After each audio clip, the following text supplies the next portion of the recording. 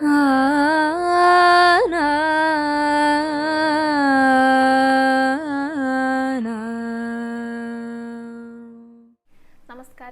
കഴിഞ്ഞ ദിവസം നമ്മൾ പറഞ്ഞിട്ടുണ്ടായിരുന്നത് ശ്രീരാമചന്ദ്രൻ്റെ വിവാഹമൊക്കെ കഴിഞ്ഞ് അവരെല്ലാവരും കൂടെ, അതായത് രാജാവും ദശരഥ രാജാവും പത്നിമാരും ഈ 4 പുത്രന്മാരും വസിഷ്ഠമുനി ആ പുത്രന്മാരുടെ പത്നിമാരും എല്ലാവരും കൂടെ തിരികെ അയോധ്യയിലേക്ക് മടങ്ങുന്ന ആ ഒരു ഭാഗം വെച്ചിട്ടാണ് നിർത്തിയിട്ടുണ്ടായിരുന്നത്. അപ്പോൾ ഇനി അവിടെ നിന്ന് അങ്ങനെയുള്ള ഭാഗം പറയാട്ടോ. അങ്ങനെ എല്ലാവരും കൂടെ അയോധ്യയിലേക്ക് യാത്ര തിരിച്ചിരിക്കുകയാണ്. കുറച്ച് ദൂരം പോയി കഴിഞ്ഞപ്പോൾ വഴി മധ്യേ കുറച്ച് ദുശഗുണങ്ങളൊക്കെ ഇങ്ങനെ കാണാനായിട്ട് തോന്നി, എന്തൊക്കെയോ ബുദ്ധിമുട്ടുകൾ വരുന്ന പോലെ. അപ്പോൾ ദശരഥ മഹാരാജാവ് വസിഷ്ഠമുനിയുടെ അടുത്ത് ചോദിക്കുകയാണ്, എന്താണ് ഈ കാണുന്നതിൻ്റെയൊക്കെ അർത്ഥം? എന്തൊക്കെയോ നിമിത്തങ്ങൾ, എന്തൊക്കെയോ മുൻകൂട്ടി ഒരു അപകടം വരുന്ന പോലെയൊക്കെയാണ് അദ്ദേഹത്തിന് തോന്നിയത്. അങ്ങനെ വസിഷ്ഠമുനി അദ്ദേഹത്തോട് പറഞ്ഞു, ഇപ്പോൾ രാജാവിന് അങ്ങേക്കൊരു ഭയം വരാനായിട്ട് പോകുന്നുണ്ട്, പക്ഷെ അതിനെപ്പറ്റി കൂടുതലായിട്ട് ആകുലപ്പെടേണ്ട ആവശ്യമൊന്നുമില്ല, കാരണം അത് എത്രയും പെട്ടെന്ന് തന്നെ മാഞ്ഞു പോകുന്നതായിരിക്കും എന്നും പറഞ്ഞു. അങ്ങനെ ആ ഒരു സമയത്ത് ഇവർ കുറച്ചുകൂടി അങ്ങോട്ട് നടന്നു കഴിഞ്ഞപ്പോൾ ആകെ പുകപടലങ്ങളൊക്കെ പൊടിപടലങ്ങളൊക്കെ നിറഞ്ഞിട്ട് ഒന്നും മുന്നോട്ട് കാണാൻ സാധിക്കാത്ത ഒരു അവസ്ഥ വന്നു. അങ്ങനെ ഒരു 1000 സൂര്യന്മാർ ഉദിച്ചുയർന്നതുപോലെ പെട്ടെന്ന് ആ ഒരു പുകപടലങ്ങൾക്കിടയിൽ പരശുരാമനെ കാണാനായിട്ട് സാധിച്ചു മഹാരാജാവിനെ. ഭീമാകാരമായിട്ടുള്ള വലിയൊരു സ്വരൂപമൊക്കെയാണ് അദ്ദേഹത്തിന് ഉണ്ടായിരുന്നത്. ജടാധാരിയായിട്ട് വലത്തെ കയ്യിൽ ഒരു വെൺമഴുണ്ട്, ഇടത്തെ കയ്യിൽ ഒരു വൈഷ്ണവ ചാപം, ഒരു വില്ലും കൂടെ പിടിച്ചിട്ടാണ്, ക്രോധത്തോട് കൂടിയിട്ടാണ് ഇദ്ദേഹം അതിൻ്റെ ഉള്ളിൽ നിന്ന് ഇങ്ങനെ തെളിഞ്ഞു കാണുന്നത്. അപ്പോൾ പരശുരാമനെ കണ്ടപ്പോൾ രാജാവിനെ ഭയങ്കര പേടിയായി. കാരണം എന്താണെന്ന് വെച്ചാൽ ഈ പരശുരാമൻ ക്ഷത്രിയ വിരോധിയാണല്ലോ. അപ്പോൾ തങ്ങളെയും തന്നെ ആ കുടുംബത്തെയും ഇഷ്ടപ്പെട്ട പുത്രന്മാരെയും എല്ലാവരെയും ഈ ഒരു പരശുരാമൻ വന്നിട്ട് വധിക്കും എന്നുള്ള ഒരു പേടിയാണ് അദ്ദേഹത്തിന് ഉണ്ടായിരുന്നത്. പേടിച്ച് വിറച്ചിട്ടാണ് രാജാവ് നിൽക്കുന്നത്. തൻ്റെ മകൻ എന്തെങ്കിലും ആപത്ത് സംഭവിക്കുമോ, തൻ്റെ കുടുംബത്തിന് എന്തെങ്കിലും ആപത്ത് സംഭവിക്കുമോ എന്നൊക്കെ വിചാരിച്ചിട്ട്. അങ്ങനെ പരശുരാമനാകട്ടെ ദേഷ്യത്തോട് കൂടിയിട്ടാണ് കേട്ടോ അവിടെ വന്നിരിക്കുന്നത്. അദ്ദേഹം രാമനെ നോക്കി വിളിക്കുകയാണ്, ഹേയ് അധമ, എൻ്റെ പേരിൽ ഇവിടെ ഭൂമിയിൽ ജീവിക്കുന്ന അധമ എന്നൊക്കെ പറഞ്ഞിട്ടാണ് രാമനോട് തന്നെ പറയുന്നത്. കാരണം രാമൻ ആരാന്ന് പരശുരാമൻ അറിയില്ല. എന്നിട്ട് പറയാണ്, കേവലം ഒരു ശൈവചാപം ഒടിച്ചത് കൊണ്ട് നീ അത്ര വലിയ ശക്തിമാനായി എന്നൊന്നും വിചാരിക്കേണ്ട. എൻ്റെ കയ്യിലുള്ള ഈ ഒരു വൈഷ്ണവ ചാപത്തിൽ വില്ലു കിട്ടിക്കഴിഞ്ഞാൽ നിന്നോട് ഞാൻ യുദ്ധം ചെയ്യാം, അല്ലെങ്കിൽ നിന്നെ ഞാൻ വധിക്കും എന്ന് പറഞ്ഞു. അതായത് വൈഷ്ണവ ചാപത്തിൽ ഞാൻ കെട്ടിക്കഴിഞ്ഞാൽ ഞാൻ നിന്നെ വെറുതെ വിടാമെന്നല്ല പറയുന്നത്, ഞാൻ നിന്നെ യുദ്ധത്തിന് വിളിക്കുകയാണെന്നാണ് പറയുന്നത്. ആ വില്ലിൽ ഞാൻ കെട്ടാൻ സാധിച്ചിട്ടുണ്ടെങ്കിൽ, അല്ലെങ്കിൽ വധിച്ച് കളയുമെന്നും പറഞ്ഞു. അങ്ങനെ രാമൻ എന്ത് ചെയ്തു? രാമൻ നല്ല ശാന്ത ഭാവത്തിലാണ് അദ്ദേഹത്തിൻ്റെ അടുത്ത് മറുപടി പറയുന്നത്. അതായത് ആ വില്ല് വൈഷ്ണവ ശാപം അദ്ദേഹം ഇടതേ കൈകൊണ്ട് എടുത്ത് വലതേ കൈകൊണ്ട് അതിൽ ഞാൻ കെട്ടി തൻ്റെ ആവനാഴിയിൽ നിന്ന് ഒരു അമ്പെടുത്തിട്ട് അതിലിങ്ങനെ തൊടുക്കാനായിട്ട് നിർത്തുന്ന സമയത്ത് രാമൻ പരശുരാമൻ്റെ അടുത്ത് പറഞ്ഞു, അല്ലയോ മഹാമുനെ, എൻ്റെ ശരങ്ങളൊന്നും പാഴാകാത്തതാണ്, ഇതിനുള്ള ഒരു ലക്ഷ്യം കാണിച്ചു തന്നാലും എന്ന് പറഞ്ഞു. കാരണം അത്രയും ദിവ്യാസ്ത്രങ്ങളാണ് രാമൻ്റെ അടുത്തുള്ളത്. ഇത്രയും ആയപ്പോഴേക്കും പരശുരാമനെ ഏതാണ്ട് കാര്യങ്ങളൊക്കെ വ്യക്തമായി. മുന്നിൽ നിൽക്കുന്നത് സാക്ഷാൽ മഹാവിഷ്ണുവാണ്, മഹാവിഷ്ണുവിൻ്റെ അവതാരമാണ് എന്ന് അദ്ദേഹത്തിന് മനസ്സിലായി. കാരണം ഈ ഒരു വൈഷ്ണവ ചാപം എടുത്ത് ഞാൻ കെട്ടാനായിട്ട് മഹാവിഷ്ണുവിന് മാത്രമേ സാധിക്കുള്ളൂ. അങ്ങനെ അദ്ദേഹം നമസ്കരിച്ച് ഉടനെ തന്നെ ശ്രീരാമൻ്റെ മുന്നിൽ നമസ്കരിച്ചിട്ട് പഴയ കാര്യങ്ങളൊക്കെ പറയാണ്. അതായത് മുൻപൊരിക്കൽ ഈ പരശുരാമൻ തപസ്സു ചെയ്തിട്ട് അതിൽ ആകൃഷ്ടനായിട്ട് മഹാവിഷ്ണു പ്രത്യക്ഷപ്പെട്ടതും അദ്ദേഹത്തിൻ്റെ ചൈതന്യം, മഹാവിഷ്ണുവിൻ്റെ ആ ഒരു ചൈതന്യം പരശുരാമനിലേക്ക് കൊടുക്കുകയാണ് ഉണ്ടായത്. അതെന്തിനാണ്? ആ ഒരു കഥ ഞാൻ മുൻപ് പറഞ്ഞിട്ടുണ്ട്. അതായത് കാർത്തവീര്യാർജുനനെ വധിക്കാനായിട്ട് ഈ പരശുരാമൻ്റെ പിതാവിനെ വധിച്ചിട്ടുണ്ടായിരുന്നു കാർത്തവീര്യാർജുനൻ. അങ്ങനെ ആ ഒരു കാർത്തവീര്യാർജുനനെ വധിക്കാൻ വേണ്ടിയിട്ടാണ് ഈ ഒരു ഈശ്വര ചൈതന്യം ഭഗവാൻ കൊടുത്തിട്ടുണ്ടായിരുന്നത്. അന്നേ പറഞ്ഞിട്ടുണ്ടായിരുന്നു, ഞാൻ ഇനി അടുത്ത ത്രേതായുഗത്തിൽ എൻ്റെ അവതാരം ഉണ്ടായിരിക്കും, മനുഷ്യാവതാരം ഉണ്ടായിരിക്കും. ആ ഒരു സമയത്ത് നമ്മൾ വീണ്ടും കണ്ടുമുട്ടും. അന്ന് ഈ ഒരു ഈശ്വര ചൈതന്യം തിരികെ നൽകണം എന്ന് പറഞ്ഞിട്ടുണ്ടായിരുന്നു. അങ്ങനെ ഈ ചൈതന്യമൊക്കെ കൊടുത്ത് 21 തവണ ഭൂമിയെ വലം വെച്ച് ദുഷ്ടരായ ക്ഷത്രിയരെയൊക്കെ വധിക്കുകയാണ് പരശുരാമൻ ചെയ്തത്. അങ്ങനെ വധിച്ചിട്ട് അവരുടെയൊക്കെ രാജ്യം തിരികെ കശ്യപ പ്രജാപതിക്ക് കൊടുക്കണം എന്നും പറഞ്ഞിട്ടുണ്ടായിരുന്നു മഹാവിഷ്ണു. അങ്ങനെയൊക്കെ അന്ന് സംഭവിച്ചിട്ടുണ്ടായിരുന്നു. അപ്പോൾ പിന്നീട് ഇവർ കണ്ടുമുട്ടിയ സമയത്ത് പരശുരാമന് ഇതെല്ലാം ഓർമ്മ വന്നിട്ട് പറഞ്ഞു, അന്ന് അങ്ങ് എന്നിൽ സന്നിവേശിപ്പിച്ച ആ ഒരു ഈശ്വര ചൈതന്യം ഞാനിതാ അങ്ങേക്ക് തിരികെ നൽകുകയാണ് എന്ന് പറഞ്ഞിട്ട് അദ്ദേഹം എന്ത് ചെയ്തു? പരശുരാമൻ തപസ് ചെയ്യാൻ വേണ്ടിയിട്ട് മഹേന്ദ്ര പർവ്വതത്തിലേക്ക് തിരിച്ചുപോയി. അങ്ങനെ ഇത്രയൊക്കെ സംഭവിച്ചപ്പോഴാണ് നമ്മുടെ ദശരഥ മഹാരാജാവിന് ശ്വാസം നേരെ വീണത്. മരിച്ച പുത്രനെ തിരിച്ചു കിട്ടിയ ആശ്വാസമാണ് ഉണ്ടായത്. അങ്ങനെ വേഗം രാമനെ വന്ന് ആലിംഗനം ചെയ്തു, മൂർധാവിൽ ചുംബിച്ചു. പിന്നെ അപകടങ്ങളൊന്നും സംഭവിച്ചില്ല എന്നുള്ള ഉറപ്പോട് കൂടിയിട്ട് അവരങ്ങനെ ആ യാത്ര തുടർന്ന് അയോധ്യയിലെത്തി. അങ്ങനെ എത്തിയിട്ട് അവരുടെ കൊട്ടാരത്തിൽ സുഖമായിട്ട് ഇങ്ങനെ കഴിഞ്ഞു പോകുകയാണ്. മാതാപിതാക്കളും 4 പുത്രന്മാരും അവരുടെ പത്നിമാരോടൊത്ത് ഓരോരുത്തർക്കും ഓരോരോ കൊട്ടാരങ്ങളുണ്ട്. അവർ അന്തപുരത്തിൽ സുഖമായി കഴിയുകയാണ്. എങ്ങനെയാണ് വൈകുണ്ഠത്തിലെ മഹാവിഷ്ണു ലക്ഷ്മി ദേവിയോടൊപ്പം കഴിഞ്ഞിരുന്നത്, അതേപോലെ തന്നെ ശ്രീരാമനും സീതയും കൂടെ അവരുടെ അന്തപുരത്തിൽ ഇങ്ങനെ സന്തോഷത്തോടു കൂടെ ജീവിച്ചു പോരുകയാണ്. ഇതിനിടയിൽ സംഭവിക്കുന്ന ഒരു കാര്യം എന്താണെന്ന് വെച്ചാൽ, കൈകേയിയുടെ ഒരു സഹോദരനുണ്ട് യുദ്ധാജിത്ത് എന്ന് പറഞ്ഞിട്ട്. അദ്ദേഹത്തിന്റെ രാജ്യത്തേക്ക് ഭരതനെ ഒരു ദൂതനെ വിട്ടിട്ട് വിളിപ്പിക്കുകയാണ്. അങ്ങനെ സന്തോഷത്തോടു കൂടി ഭരതനെ പറഞ്ഞയക്കുന്നുണ്ട്. അപ്പോൾ ഭരതന്റെ കൂടെ എപ്പോഴും ശത്രുഘ്നനും കൂടെ ഉണ്ടായിരിക്കുമല്ലോ. അപ്പോൾ ഭരതനെയും ശത്രുഘ്നെയും ഒരുമിച്ചാണ് യുദ്ധാജിത്തിന്റെ ആ ഒരു രാജ്യത്തേക്ക് രാജാവ് വളരെ സന്തോഷത്തോടു കൂടി പറഞ്ഞയക്കുകയാണ്. പിന്നെ പറയുന്ന ഒരു കാര്യം എന്ന് പറയുന്നത്, ഇതില് നാരദ മുനിയുടെ ഒരു രംഗപ്രവേശം വരുന്നുണ്ട്. അതായത് നാരദൻ ആകാശത്ത് നിന്ന് ഭഗവാനെ കാണാനായിട്ട് ശ്രീരാമചന്ദ്രന്റെ അടുത്തേക്ക് വരികയാണ്. അദ്ദേഹത്തിന്റെ അന്തപുരത്തിൽ വന്നു. അങ്ങനെ വന്ന സമയത്ത് ശ്രീരാമനും സീതാദേവിയും കൂടെ ഒരു പാത്രത്തിൽ, രത്നപാത്രത്തിലാണ് ജലം കൊണ്ടുവന്നിട്ട് ഈ നാരദ മുനിയുടെ പാദങ്ങളൊക്കെ കഴുകി ശുശ്രൂഷകളൊക്കെ ചെയ്തു. ആ തീർത്ഥം, പാദം കഴുകിയ ആ തീർത്ഥം ശിരസിൽ ഇങ്ങനെ അണിഞ്ഞുകൊണ്ട് മുനിയുടെ അടുത്ത് പറയാണ്, ഞങ്ങൾ ധന്യരായി എന്ന്. അങ്ങനെ നാരദമുനി ചോദിക്കുന്നുണ്ട്, അതെന്താന്ന് വെച്ചാൽ എന്നെ കളിയൊക്കെയാണോ ഭഗവാനെ എന്നുള്ളത്. കാരണം ഒരർത്ഥത്തിൽ പറഞ്ഞു കഴിഞ്ഞാൽ അങ്ങന്റെ പിതാമഹനാണ്. അതായത് മഹാവിഷ്ണുവിന്റെ നാഭിയിൽ നിന്നാണല്ലോ ബ്രഹ്മാവ് ഉണ്ടായത്. ബ്രഹ്മാവിന്റെ മകനാണ് നാരദ മഹർഷി. അതുകൊണ്ട് തന്നെ പിതാമഹന്റെ സ്ഥാനാണല്ലോ ഉള്ളത്. അപ്പൊ എന്നെ കളിയാക്കുകയാണോ ഭഗവാനെ എന്ന് ചോദിക്കുക കേട്ടോ. എന്നിട്ട് പറയാണ്, അതായത് ഞാനിങ്ങനെ സത്യലോകത്തിരിക്കുമ്പോൾ ഒരു വാർത്ത കേട്ടു. അതെന്താണെന്ന് വെച്ചാൽ, അങ്ങേക്ക് ഇവിടെ പട്ടാഭിഷേകമൊക്കെ നടക്കാനായിട്ട് പോവുകയാണ് രാജാവ്. അതിനുള്ള പദ്ധതികളൊക്കെയാണ് അദ്ദേഹം അങ്ങനെ ആലോചിക്കുന്നുണ്ട്. അപ്പോൾ അങ്ങനെ രാജാവായി കഴിഞ്ഞാൽ പിന്നെ രാജ്യകാര്യങ്ങളും പ്രജകളുടെ കാര്യങ്ങളൊക്കെ നോക്കിയിട്ട് അങ്ങ് വന്ന കാര്യം മറന്നു പോകുമോ എന്നുള്ളൊരു ആശങ്ക ഞങ്ങൾക്ക് അവിടെ ഉണ്ട്. അതായത് രാവണനെ നിഗ്രഹിക്കാൻ വേണ്ടിയിട്ടാണല്ലോ ഇദ്ദേഹം മഹാവിഷ്ണു മനുഷ്യാവതാരത്തിൽ വന്നിരിക്കുന്നത്. പിന്നെ മനുഷ്യരായി കഴിഞ്ഞാൽ സ്വതവേ ഒരു മറവിയൊക്കെ ഉണ്ട്. അങ്ങനെ ഇതെങ്ങാനും മറന്നു പോയിട്ടുണ്ടാകുമോ എന്നൊരു ആശങ്കയോട് കൂടിയിട്ടാണ് ഞാൻ അങ്ങോട്ട് വന്നിട്ടുള്ളത്. അതൊന്ന് ഉറപ്പിക്കാൻ വേണ്ടിയിട്ട് വന്നതാണ് എന്ന് പറഞ്ഞു നാരദമുനി. തന്റെ ആഗമന ഉദ്ദേശം ഭഗവാന്റെ അടുത്ത് വെളിപ്പെടുത്തുകയാണ് നാരദ മഹർഷി. അങ്ങനെ ഭഗവാൻ പറഞ്ഞു, ഞാൻ ചെയ്യും എന്ന് പറഞ്ഞിട്ട് സത്യം ചെയ്തിട്ടുള്ള ആ ഒരു കാര്യം തീർച്ചയായും എത്രയും പെട്ടെന്ന് തന്നെ ഞാൻ ചെയ്യുന്നതായിരിക്കും. ഞാനത് മറന്നിട്ടൊന്നുമില്ല. കാരണം എന്തുകൊണ്ടാണ് ഇത്ര നാളും രാവണനെ വധിക്കാത്തത് അല്ലെങ്കിൽ അസുരന്മാരെ വധിക്കാത്തത് എന്നൊക്കെ ചോദിച്ചു കഴിഞ്ഞാൽ ഓരോരുത്തർക്കും ഓരോരോ നിയോഗങ്ങളുണ്ട്, ഓരോ പ്രാരാബ്ധങ്ങളുണ്ട്. അത് ചെയ്ത് കഴിയുന്നത് വരെ എനിക്ക് കാത്തു നിന്നേ മതിയാകുള്ളൂ. എന്തായാലും എത്രയും പെട്ടെന്ന് നാളെ തന്നെ ഞാൻ അതിനുള്ള കാര്യങ്ങൾക്ക് പുറപ്പെടുകയാണ്. എനിക്ക് 14 വർഷക്കാലം ഇതിനു വേണ്ടി വനവാസം ചെയ്യേണ്ടതുണ്ട്. അപ്പോൾ ആ ഒരു കാര്യങ്ങളിലേക്ക് ഞാൻ എത്രയും പെട്ടെന്ന് കടക്കുകയാണ് എന്ന് പറഞ്ഞു. അത് കേട്ടപ്പോൾ നാരദ മഹർഷിക്ക് സന്തോഷമായി. കാരണം ഭഗവാനൊന്നും മറന്നിട്ടില്ലല്ലോ. അങ്ങനെ അദ്ദേഹം തിരിച്ചുപോയി. പിന്നെ പറയുന്ന ഭാഗം ദശരഥ രാജാവിൻ്റെ കാര്യങ്ങളൊക്കെ അദ്ദേഹം വസിഷ്ഠ മുനിയുടെ അടുത്ത് സംസാരിക്കുകയാണ്. അതായത് രാജ്യത്തുള്ള എല്ലാവരും രാമനെ അത്രയധികം ഒരു ഉത്തമ പുരുഷനായിട്ടാണ് കാണുന്നത്. എല്ലാം തികഞ്ഞവനായിട്ട്. രാമനെ പറ്റി പറയാനേ എല്ലാവർക്കും നേരമുള്ളൂ. അത്ര ഇഷ്ടത്തോടു കൂടിയിട്ടാണ് രാമനെ പറ്റി എല്ലാവരും പറയുന്നത്. എനിക്കും ഒരു ആഗ്രഹമുണ്ട്. കാരണം പ്രായമേറി വരികയല്ലേ. അപ്പോൾ രാമനെ അടുത്ത യുവരാജാവായിട്ട് അഭിഷേകം ചെയ്യണം എന്നുള്ളത് എനിക്ക് വലിയൊരു ആഗ്രഹമാണ്. അപ്പോൾ ഒരു ശുഭമുഹൂർത്തം നാളെ അതിന് വരുന്നുണ്ട്. അപ്പോൾ നാളെ തന്നെ ആ ഒരു കാര്യം ചെയ്യണം എന്നാണ് എൻ്റെ ഒരു ആഗ്രഹം. കാര്യം ഭരതനും ശത്രുഘ്നനും ഇവിടെ ഇല്ലെങ്കിൽ പോലും, അവരുടെ അസാന്നിധ്യം ഉണ്ടെങ്കിൽ പോലും ഈ ഒരു കാര്യം എത്രയും പെട്ടെന്ന് നടത്തണമെന്ന് എനിക്കൊരു ആഗ്രഹമുണ്ട്. അപ്പോൾ വസിഷ്ഠ മഹർഷിയുടെ അടുത്താണ് പറയുന്നത്. മഹർഷി അതിന് വേണ്ട കാര്യങ്ങൾ എന്തൊക്കെയാണ് വേണ്ടതെന്ന് വെച്ചാൽ മന്ത്രിയെ വിളിച്ചിട്ട് അദ്ദേഹത്തോട് പറഞ്ഞു കൊടുക്കൂ എന്തൊക്കെയാണ് ഒരുക്കേണ്ടതെന്ന്. എന്നിട്ട് ഈ ഒരു കാര്യം രാമനെയും കൂടെ ഒന്ന് അറിയിക്കൂ എന്ന് പറഞ്ഞു. അതായത് എത്രയും പെട്ടെന്ന് ഈ ഒരു അഭിഷേക കാര്യങ്ങൾ നടത്തണം. അതാണ് രാജാവിൻ്റെ ഒരു ആവശ്യം. അങ്ങനെ വേഗം മന്ത്രി വന്നു. മന്ത്രിയുടെ അടുത്ത് വസിഷ്ഠ മഹർഷി പറയുകയാണ്, ഇങ്ങനെയാണ് രാമനെ അഭിഷേകം ചെയ്യാണ് നാളെ യുവരാജാവായിട്ട്. അതിനുള്ള ഒരുക്കങ്ങൾ എന്തൊക്കെയാണെന്ന് ഞാൻ പറഞ്ഞുതരാം, അതേപോലെ ഒരുക്കൂ എന്ന് പറഞ്ഞിട്ട്. അപ്പോൾ മന്ത്രിക്കും വലിയ സന്തോഷമായിട്ടോ. രാമനെ എല്ലാവർക്കും ഇഷ്ടമാണ്. അപ്പോൾ രാമ രാജാവാകുക എന്നൊക്കെ പറഞ്ഞു കഴിഞ്ഞാൽ അതിൽ പരം സന്തോഷം ഇല്ല അവർക്കാർക്കും. അങ്ങനെ വളരെ സന്തോഷത്തോട് കൂടിയിട്ടാണ് മന്ത്രി എന്തൊക്കെയാണ് ഒരുക്കങ്ങൾ വേണ്ടതെന്ന് കേട്ടുകൊണ്ടിരിക്കുന്നത്. അതായത് 16 കന്യകമാർ വേണം. അവരുടെ കയ്യിൽ അഷ്ടമംഗലിയായിട്ട് ആ വാതിൽ മാടത്തിൻ്റെ അവിടെ ഇങ്ങനെ ഒരുക്കി നിർത്തണം. അതേപോലെ തന്നെ ഐരാവത കുലത്തിൽ ജനിച്ച ആനയെ കൊണ്ടുവരണം. അതെന്തിനാണെന്ന് വെച്ചാൽ ഈ പട്ടാഭിഷേകമൊക്കെ കഴിഞ്ഞിട്ട് പട്ടണപ്രവേശമുണ്ട്. എല്ലാവരും കാണാനായിട്ട് ഈ ആനപ്പുറത്താണ് സഞ്ചരിക്കേണ്ടത്. അതേപോലെ തന്നെ പുതിയ 2 പുലിത്തോലുകൾ വേണം.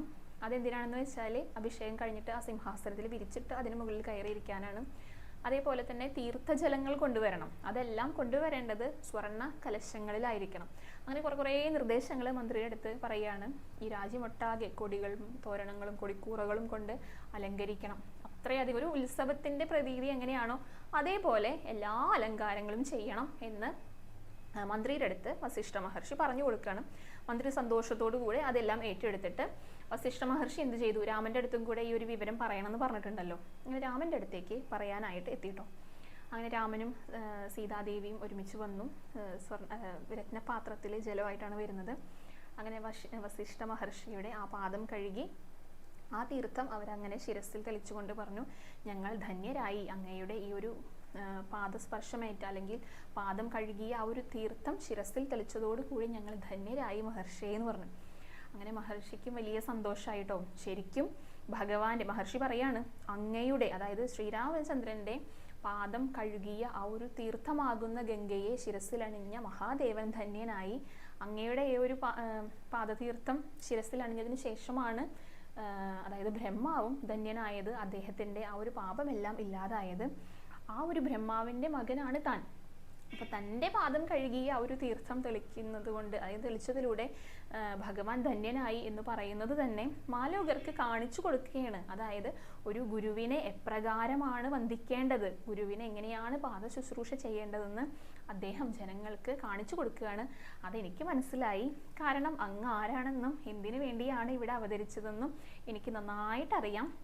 അങ്ങ് എന്നെ ഒരു ഗുരുവായി കണ്ട് അഭിനയിക്കുക, അപ്പം ഞാൻ അങ്ങയെ ഒരു ശിഷ്യനായിട്ട് കണ്ട് അഭിനയിക്കും. ഈ ഒരു രഹസ്യം ഞാൻ ആരടുത്തും പറയില്ല. അങ്ങ് ഒരുപാട് മായകൾ കാണിക്കുന്ന ആളാണല്ലോ, അപ്പോൾ ആ ഒരു മായയിൽ എന്നെ അകപ്പെടുത്തരുത്.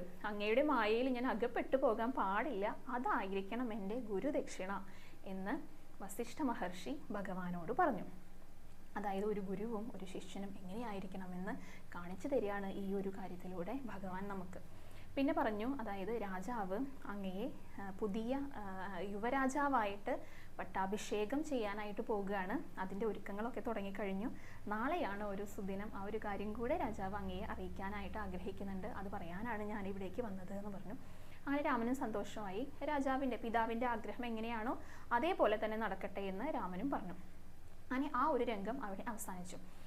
അപ്പോൾ ഈ ഒരു കാര്യം, അതായത് രാമനെ യുവരാജാവാക്കി വാഴിക്കുന്ന ആ ഒരു കാര്യം കുറച്ച് പേരൊക്കെ ഇങ്ങനെ അറിഞ്ഞ്, അങ്ങനെ ഒരു ഭൃത്യനെ അറിഞ്ഞു. കൗസല്യയുടെ ഇഷ്ടപ്പെട്ട കൗസല്യ മാതാവാണല്ലോ, ആ ഭൃത്യൻ വന്നിട്ട് കൗസല്യയുടെ അടുത്ത് പറഞ്ഞു, ഇങ്ങനൊരു സന്തോഷകരമായിട്ടുള്ള വാർത്ത പറയാനുണ്ട്. രാജാവ് രാമനെ യുവരാജാവായിട്ട് അഭിഷേകം ചെയ്യാനായിട്ട് പോകുകയാണെന്ന് കേട്ടപ്പോൾ കൗസല്യക്ക് വലിയ സന്തോഷമായി. സ്വന്തം മകനെയാണല്ലോ രാജാവാക്കുന്നത്.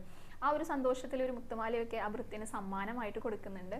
പിന്നെ കൗസല്യ പ്രത്യേക പൂജകളൊക്കെ നടത്തിയിരുന്നു കേട്ടോ ഈ ഒരു കാര്യം, അതായത് അഭിഷേകം വിഘ്നങ്ങളൊന്നും കൂടാതെ നടക്കാനായിട്ട്. അതെന്തുകൊണ്ടാണെന്ന് വെച്ചാൽ ഈ മഹാരാജാവിനെ കൈകേയിയുടെ അടുത്ത് ഒരു പ്രത്യേക സ്നേഹവാത്സല്യമുണ്ട്. അതായത് കൈകേയി എന്ത് പറഞ്ഞാലും മഹാരാജാവ് കേൾക്കും. അപ്പോൾ രാമൻ ഇങ്ങനെ പട്ടാഭിഷേകം ചെയ്യുന്ന ഒരു സമയത്ത് കൈകേയി എന്തെങ്കിലും പറഞ്ഞ്, അല്ലെങ്കിൽ ഇപ്പോൾ ഭരതന് വേണമെന്നോ അങ്ങനെ എന്തെങ്കിലുമൊക്കെ ഒരു ആഗ്രഹം പറഞ്ഞു കഴിഞ്ഞാൽ അത് മുടങ്ങരുത്, അങ്ങനെ ഒരു ചിന്ത. അതായത് എന്ത് പറഞ്ഞാലും കൈകേയി എന്ത് പറഞ്ഞാലും മഹാരാജാവ് അത് സമ്മതിച്ചു കൊടുക്കുകയും, അപ്പം ആ ഒരു രീതിയിൽ പോലും ഒരു മുടക്കം വരരുത് എന്നത് വേണ്ടിയിട്ട് ഒരുപാട് പൂജകൾ അതേപോലെ തന്നെ കാര്യങ്ങളൊക്കെ കൗസല്യ ചെയ്യുന്നുണ്ടായിരുന്നു കേട്ടോ. അതായത് ബ്രാഹ്മണർക്ക് വേണ്ട ധനവും അതേപോലെ തന്നെ അങ്ങനെ കുറേ വസ്ത്രങ്ങളും എല്ലാം ദാനങ്ങൾ ചെയ്യുക, കുറേ കാര്യങ്ങൾ മുടക്കങ്ങളൊന്നും കൂടാതിരിക്കാം. അങ്ങനെ ഗംഭീരമായിട്ട് ഈ ഒരു അഭിഷേകത്തിൻ്റെ ഒരുക്കങ്ങളൊക്കെ ഇങ്ങനെ നടന്നുകൊണ്ടിരിക്കുകയാണ്. അപ്പോൾ ആ ഒരു സമയത്താണ് മന്ദര എന്ന് പറഞ്ഞിട്ട് ഒരു ദാസിയുണ്ട്, കൈകേയിയുടെ ദാസിയാണ്. അവരവരുടെ കൊട്ടാരത്തിൽ ആ മട്ടുപ്പാവലിരുന്നിട്ട് നോക്കുമ്പോൾ ഭയങ്കര നല്ല ചന്തത്തിലെ കൊട്ടാരവും ആ ഒരു രാജ്യവും ഒക്കെ ഇങ്ങനെ ഒരുക്കുക, കൊടിതോരണങ്ങളും അതേപോലെ കൊടിക്കൂറകളും ഒക്കെ ഇങ്ങനെ ഗംഭീരമായിട്ടുള്ള ഒരുക്കങ്ങൾ നടക്കുക. അങ്ങനെ മന്ദര വന്നിട്ട് അവിടെ വേറെ ഒരു അതായത് ഭഗവാനെ നോക്കുന്ന ഒരു അമ്മയാണ്, വളർത്തമ്മ എന്ന് പറയുന്ന ഒരു അമ്മയുണ്ട്. അവരെടുത്ത് ചോദിക്കുകയാണ്, എന്താണ് ഇവിടെ ഇത്രയധികം ഒരുക്കങ്ങൾ നടക്കുന്നത്, ഒരു ഉത്സവത്തിൻ്റെ പ്രതീതിയാണല്ലോ വരുന്നത്, എന്തിനു വേണ്ടിയിട്ട് അതൊക്കെ ചെയ്യണേന്ന് ചോദിക്കാം. അപ്പോൾ ആ അമ്മ പറഞ്ഞു, അതെ ശ്രീരാമചന്ദ്രൻ്റെ പട്ടാഭിഷേകമാണ് നാളെ, അതിന് വേണ്ടിയിട്ടുള്ള ഒരുക്കങ്ങളാണ് ഈ നടക്കുന്നതെന്ന് വലിയ സന്തോഷത്തോട് കൂടിയിട്ടാണ് അവർ പറഞ്ഞത് കേട്ടോ. അത് കേട്ടപ്പോൾ മന്ദരയ്ക്ക് കുറച്ച് കുശുമ്പും ഒക്കെയുള്ള ഒരു ദാസിയാണ്, ഒരു കൂനിയാണ് മന്ദര. അപ്പൊ എന്ത് ചെയ്തു മന്ദര? അത് കേട്ട പാതി കേൾക്കാത്ത പാതി വേഗം ഓടി കൈകേയിയുടെ അടുത്തേക്ക്. എന്തിനു വേണ്ടിയിട്ടാണെന്നറിയോ? ഇത് മുടക്കാൻ വേണ്ടിയിട്ട് തന്നെ. അങ്ങനെ കൈകേയിയുടെ അടുത്ത് ചെന്നപ്പോൾ കൈകേയി ഇങ്ങനെ ശയിക്കുകയായിരുന്നു, ഒരു മയക്കത്തിലായിരുന്നു കൈകേയി. ഓടിച്ചെന്നിട്ട് പറയുന്നത് വലിയ ദേഷ്യത്തോടാ കൈകേയിയുടെ അടുത്ത് പറയുന്നത്. അതായത് ബുദ്ധിയില്ലാത്തവളെ എന്നൊക്കെ വിളിച്ചിട്ടാ പറയുന്നേ, ശകാരിക്കുക ചെയ്യുന്നേ. അപ്പൊ കൈകേയി പെട്ടെന്ന് ഞെട്ടി എണീറ്റു കേട്ടോ. എന്തിനാ ഇങ്ങനെയൊക്കെ വന്ന് പറയണെന്ന് അറിയില്ലല്ലോ. എന്നിട്ട് പറഞ്ഞു, അതെ നിനക്കൊരു ഭയം വരാനായിട്ട് പോകണു എന്ന് പറഞ്ഞു. നീ ഇവിടെ ഇങ്ങനെ ഉറങ്ങി കിടക്കുകയാണോ? നിനക്കിതാ ഒരു ഭയം വരാനായിട്ട് പോകണു എന്ന് പറഞ്ഞു. അങ്ങനെ കൈകേയി ചോദിച്ചു, എന്താപ്പ അത്? എന്താണെന്ന് അറിയണല്ലോ, എന്തിനാ ഇങ്ങനെ പറയണമെന്ന് അറിയില്ലോ. അതെ നാളെ ഇവിടെ ഒരു വിശേഷപ്പെട്ട ചടങ്ങ് നടത്താൻ പോകുകയാണ് രാജാവ്. ശ്രീരാമനെ പട്ടാഭിഷേകം യുവരാജാവായിട്ട് വാഴിക്കാൻ പോകുക എന്ന് പറഞ്ഞു. അത് കേട്ടപ്പോൾ കൈകേയിക്ക് നല്ല സന്തോഷമായി. കാരണം കൈകേയിക്ക് രാമനെ നല്ല ഇഷ്ടമാണേ. രാമനാണെങ്കിലും സ്വന്തം അമ്മയായിട്ട് തന്നെ കൈകേയിനെ കാണുന്നേ. അത്ര നല്ല വാക്കുകളെ പറയുള്ളൂ, നല്ല പ്രവൃത്തികളെ ചെയ്യുള്ളൂ. അമ്മയോടുള്ളതിനേക്കാൾ കൂടുതൽ ഇഷ്ടം എന്ന് വേണമെങ്കിൽ പറയാം. കൈകേയിക്ക് അങ്ങനെ തന്നെയാ. കൈകേയി എടുത്ത വഴിക്ക് പറഞ്ഞു, ഓ ഇത് വലിയൊരു സന്തോഷമുള്ള കാര്യമല്ലേ. കാരണം എൻ്റെ ശ്രീരാമനെ, എൻ്റെ രാമനെയാണ് യുവരാജാവായിട്ട് വാഴിക്കാനായിട്ട് പോകുന്നത്.